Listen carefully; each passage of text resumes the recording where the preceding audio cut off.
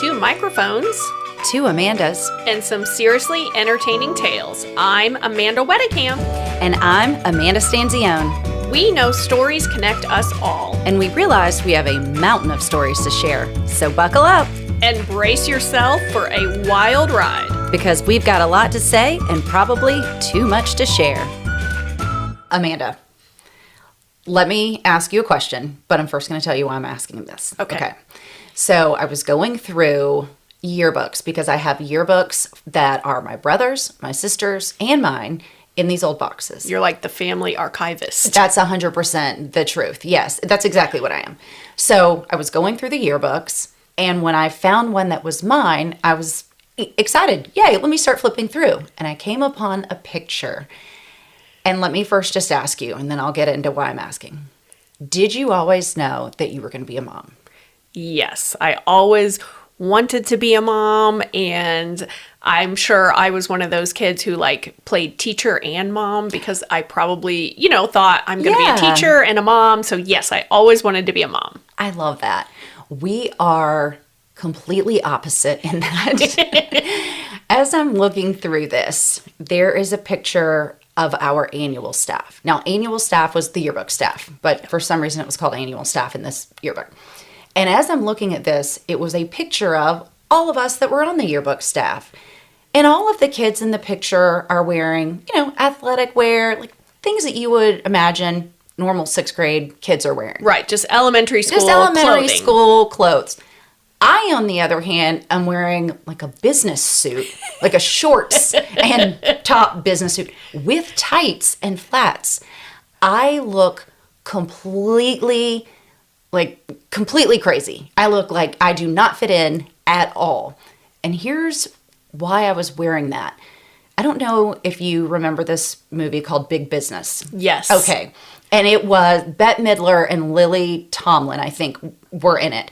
And Bette Midler was in New York, and she was like big business woman, and she looked fabulous, and she was running things. And I thought, oh, like that's me. That's like, what I want. That's what I want. I want to be big business. I want to move to New York. In fact, you know what? I'm not having kids. I'm not getting married. I am just going to be big business, moving to New York, running things. So much so that her name in the movie was Sadie. And there was a boy that I was in love with in 6th grade, and his last name was Sealock. So on the playground, we would play that I was the boss. It was big business, and my name was Sadie Sealock. And underneath the slide, we had a whole office set up. I had an admin at the time, secretary. Oh my gosh. I had a secretary. We had a courier, and they were bringing rocks back and forth. And so, like, it was a real business. It was a real This is business. hilarious. Like, here are the 6 rocks that need to be transported to the balance beam. Which, I mean, what was even going on out Yes. there? But here I am, big business, Sadie Sealock, running things with people who worked for me under the slide.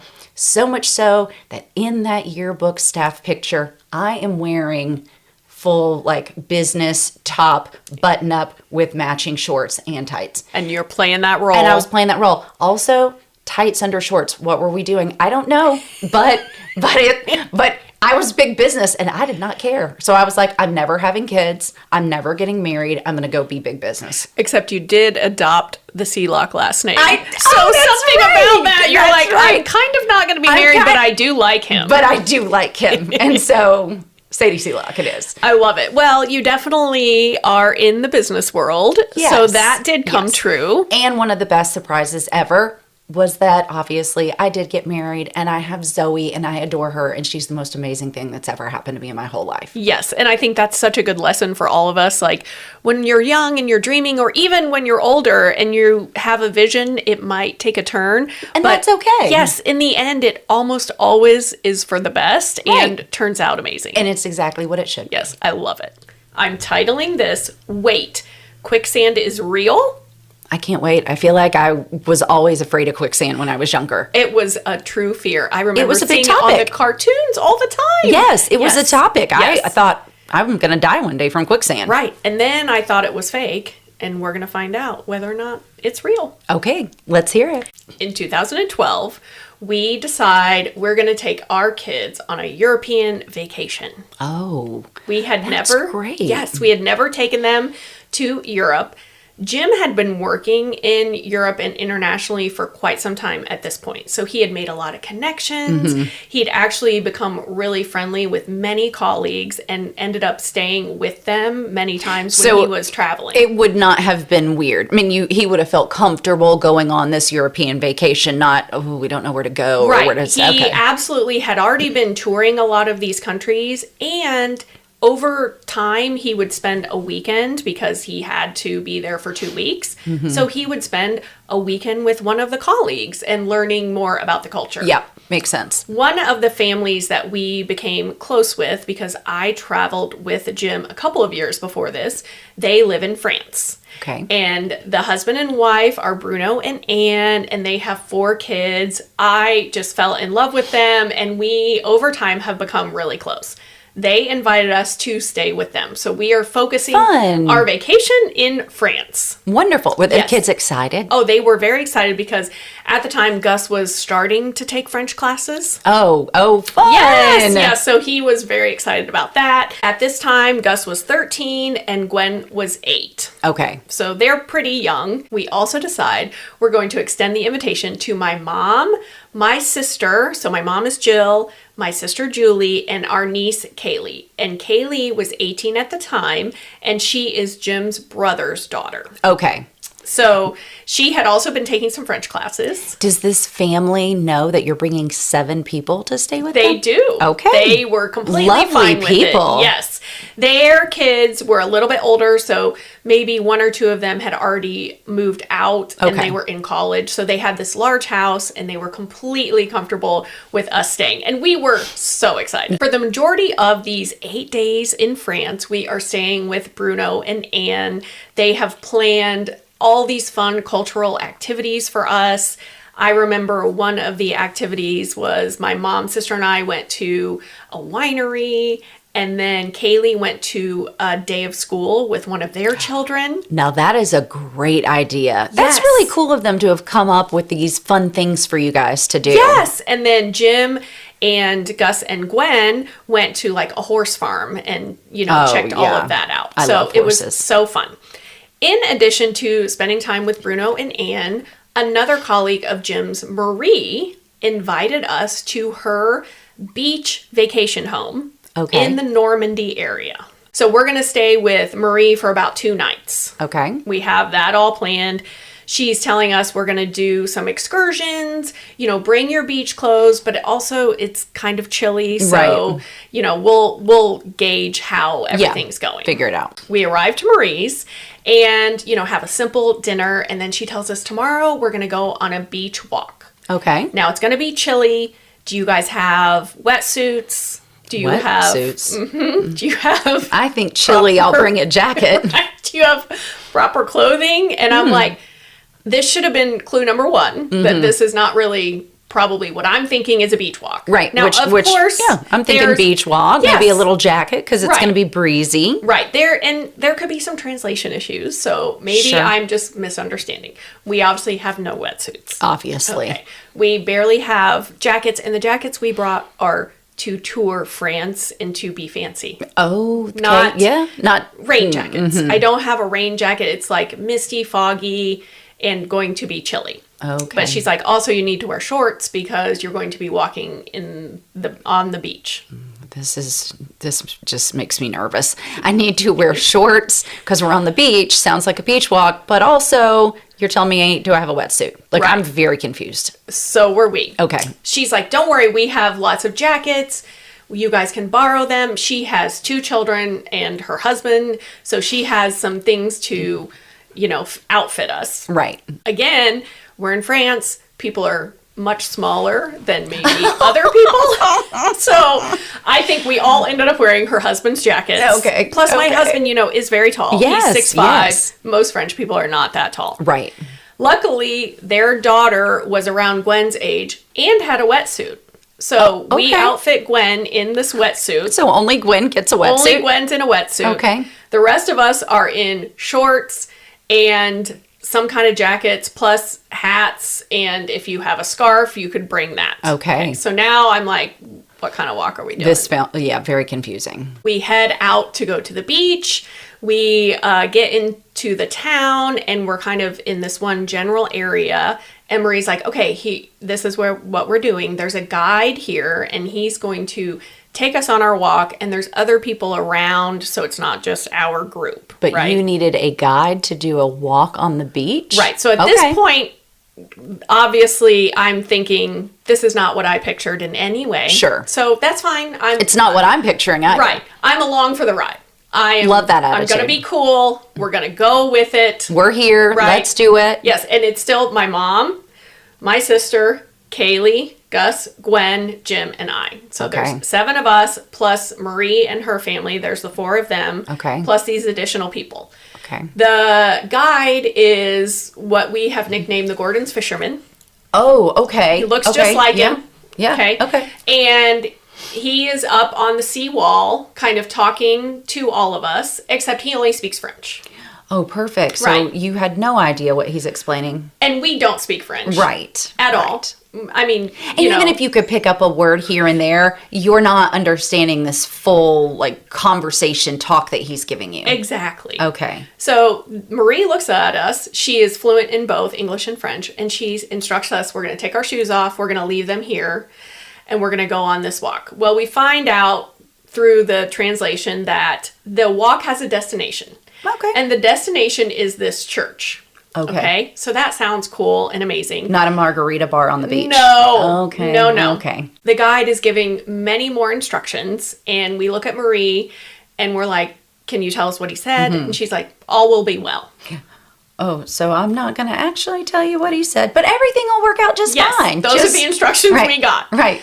So we take our shoes off, and the guide is now walking in the bay. Mm-hmm. It's a bay area. And we realize, we can actually see the church, but it's pretty far away. Okay. And it is basically the whole entire distance of where the tide comes in. Okay. So this is, we find out later, a famous pilgrimage that people do, and it is the Mont Saint-Michel walk. Okay, so you didn't realize this, but at the time, you were actually going out for this touristy thing, this thing that people do. We just think we're going to go on a beach walk, right? Okay, yeah. So instead, we realize, we're actually taking this big walk through the bay, and we're walking on the sea floor because the tide is out. So Marie did not explain this to you? No, it wasn't quite explained. Okay. I'm not sure if she thought we wouldn't be up for it, or we would be hesitant, or she just was like, they'll be fine. All will be well. Yeah, all will be well. All will be well. So if you look, you can see Mont Saint-Michel in the distance, but it's quite foggy. It's probably around 40 degrees, and it's misty and rainy. Fun. Mm-hmm. I take my shoes off, and I start walking on the sea floor, which, the tide comes in and out daily. Yeah. So the tide is out, but it's still damp and chilly. Sure. My very first step, I said to Jim, what in the are we doing? And when I asked my kids, what do you remember from this walk? They're like, well, there were a lot of bad words thrown. Okay. Was Jim thinking all will be well? Let's just stick with it. I think he knew, he's like, okay, we're going to have to just be aware. Yeah. Because. Well, there's no turning back at that point. You've agreed. We're going. Right. I mean, I You're don't have in a it. choice. Right. You're in and I'm also not going to be that kind of a guest. Sure. No way. Feel you. Right. So we start on the walk. It is freezing. We are barefoot. We're walking through, seaweed, but also it's not water. It's just damp sand. Yes. Okay. At one point, the guide is explaining to us that this is quite a dangerous walk.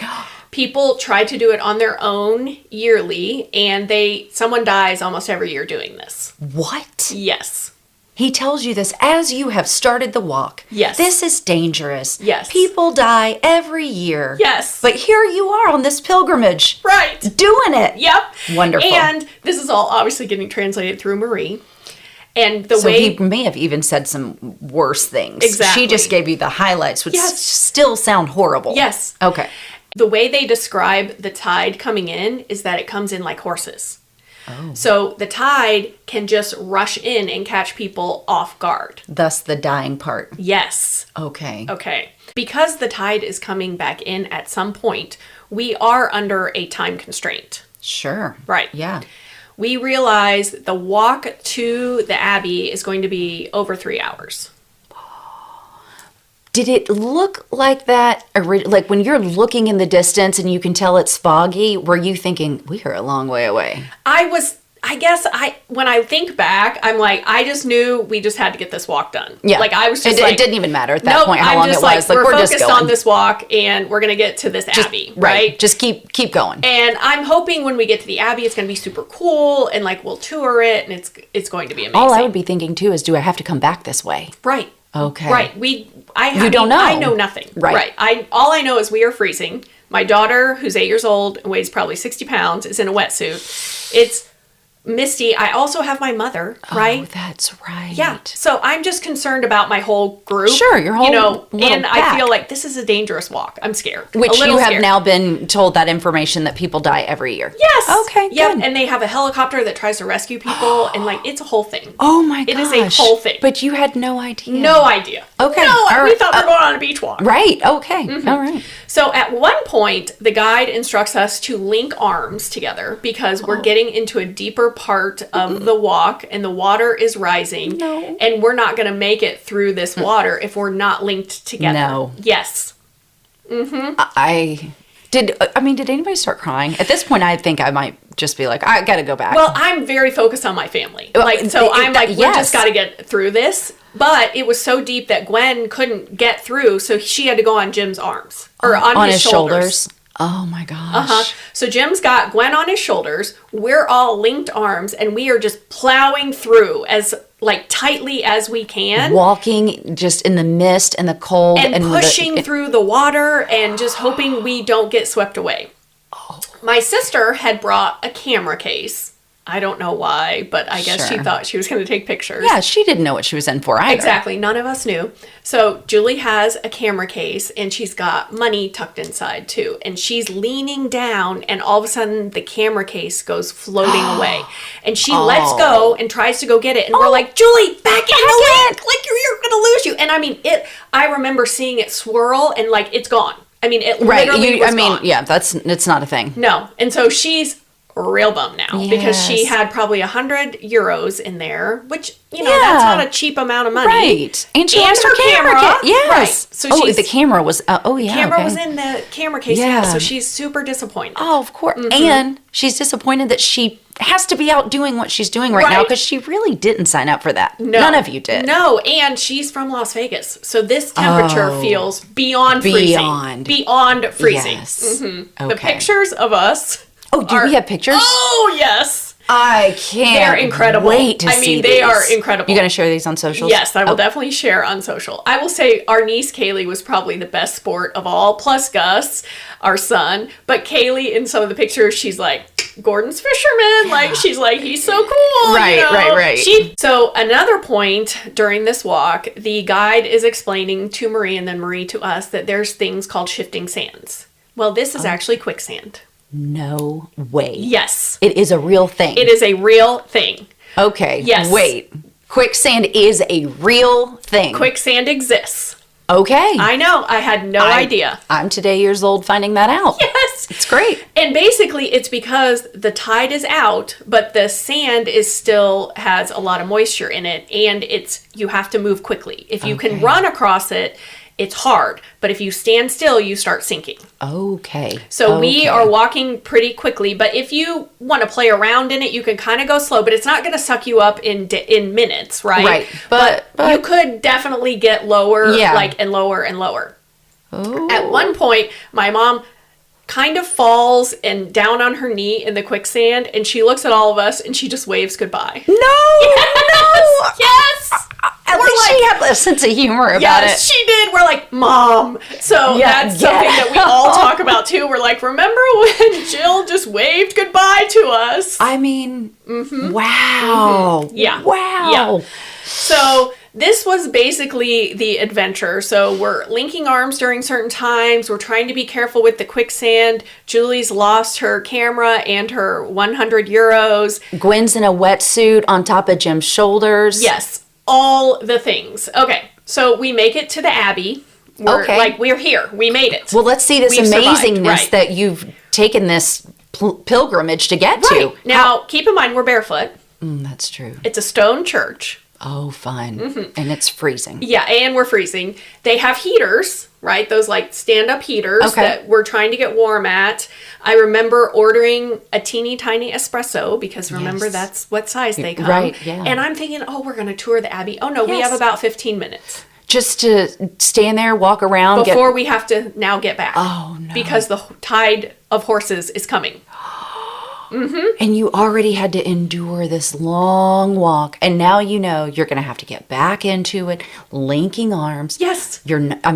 Avoid the quicksand. Don't stand in one place too long. Yes. And you're race against time. Right. Now we're racing against time. And of course, I am anxious about all of it. Of course. Right? I'm like, we have to get back. Well, Marie had brought her cell phone, and I didn't realize, but on the way into the Abbey, she had called, I believe, her mother to see if she could come get my mom, her daughter, her son, and my daughter, Gwen.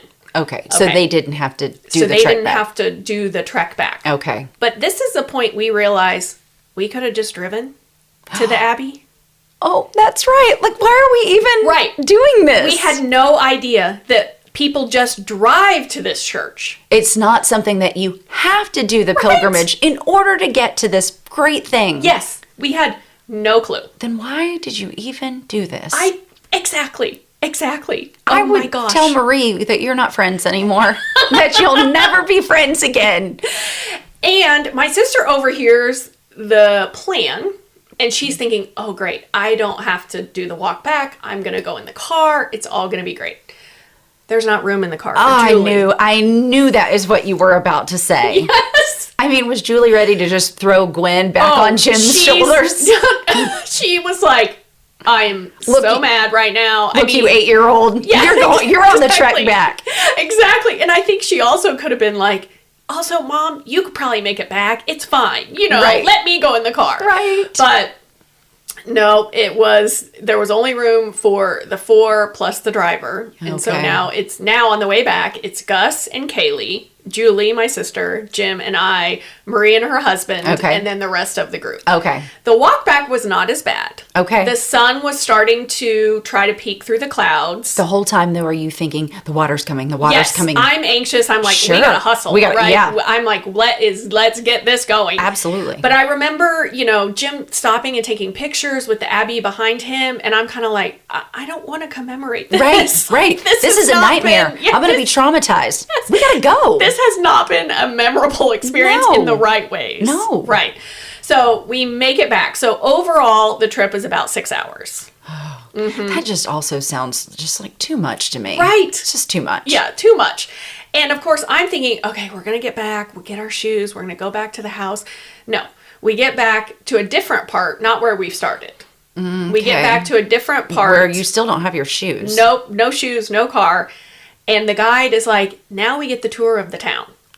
What? Yes. The tour of the town? Yes. Your feet must have been disgusting They were gross and painful, and we don't speak French. Right. So this tour is not going to be helpful. No, and the people who are not on the tour but see you coming must be like, who is this pack of homeless people? Right. I mean, they look like a mess. Shorts and giant jackets, and we are freezing. And barefoot. And our feet are disgusting because they're covered in sandy mud. Right. Mm-hmm. He walks us around the town, and then we stop in what This actually is disgusting as I'm thinking of it. Like, I'm picturing all of this, and I'm thinking, why? Yeah. Why? It was not wonderful at all. He then takes us into what I would describe as an open garage, and he's going to feed us a snack. Okay. Mm-hmm. Okay. So we have some kind of green thing and then some ham. And I will never forget Jim saying, I feel like this is the seaweed we just walked through. It was not good. Not good.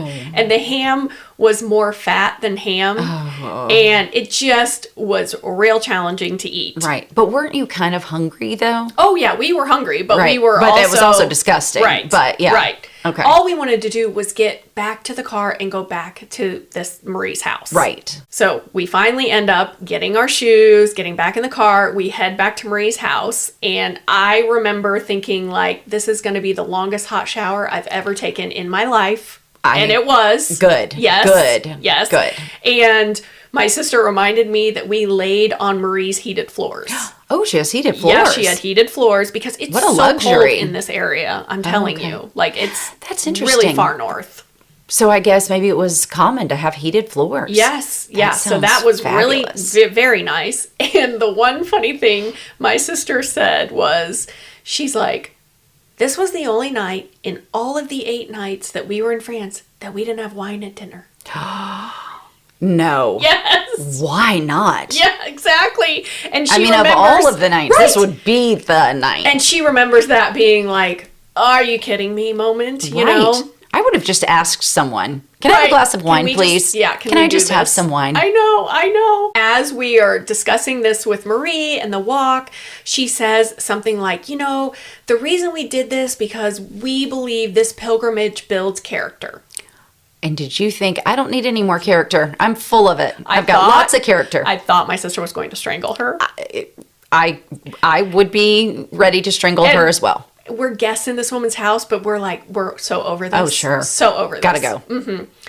The next day, we wake up, pack up, head back to Bruno and Anne's, and we're going to tell them all about this cool adventure that we guarantee they have done, that every French person does. And we did it too. Yeah, we're really in the cool club. Yeah, we're a part of this culture now. Right. And we describe this to Anne and Bruno, and they're like, no one does this. Really?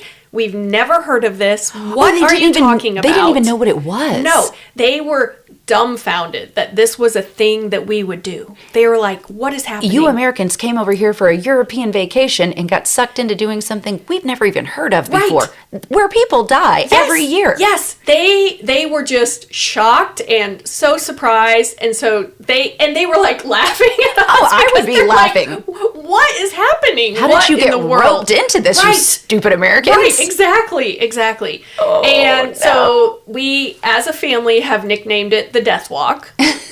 And so whenever we bring up the story or want to talk about it, we're like, well, remember the Death Walk, or that happened on the Death Walk. Which sounds so appropriate. Yes. So I am here to tell you that quicksand actually does exist. And you lived through it. We did.